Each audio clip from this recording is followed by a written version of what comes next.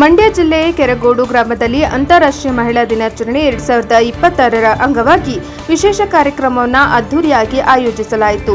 ಈ ಕಾರ್ಯಕ್ರಮದಲ್ಲಿ ಮಂಡ್ಯ ಕ್ಷೇತ್ರದ ಶಾಸಕರಾದ ಪಿ ರವಿಕುಮಾರ್ ಗೌಡ ಅವರು ಮುಖ್ಯ ಅತಿಥಿಯಾಗಿ ಭಾಗವಹಿಸಿ ಕಾರ್ಯಕ್ರಮವನ್ನು ಉದ್ಘಾಟಿಸಿದರು. ಕಾರ್ಯಕ್ರಮದ ಅಂಗವಾಗಿ ಗ್ರಾಮ ಮಹಿಳೆಯರಿಗಾಗಿ ವಿವಿಧ ಕ್ರೀಡಾಕೂಟಗಳು ಹಾಗೂ ರಂಗೋಲಿ ಸ್ಪರ್ಧೆಗಳನ್ನು ಆಯೋಜಿಸಲಾಗಿತ್ತು.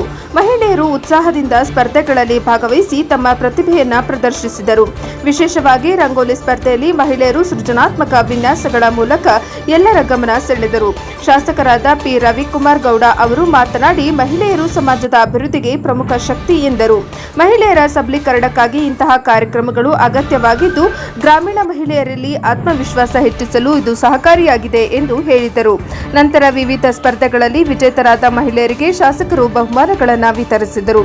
ಈ ಸಂದರ್ಭದಲ್ಲಿ ಗ್ರಾಮಸ್ಥರು, ಮಹಿಳಾ ಸಂಘದ ಸದಸ್ಯರು ಹಾಗೂ ಸ್ಥಳೀಯ ಮುಖಂಡರು ಉಪಸ್ಥಿತರಿದ್ದರು. ಒಟ್ಟಾರೆ ಅಂತಾರಾಷ್ಟ್ರೀಯ ಮಹಿಳಾ ದಿನಾಚರಣೆ ಕಾರ್ಯಕ್ರಮವು ಗ್ರಾಮದಲ್ಲಿ ಹಬ್ಬದ ವಾತಾವರಣವನ್ನು ನಿರ್ಮಿಸಿ ಮಹಿಳೆಯರ ಉತ್ಸಾಹವನ್ನು ಮತ್ತಷ್ಟು ಹೆಚ್ಚಿಸಿತು.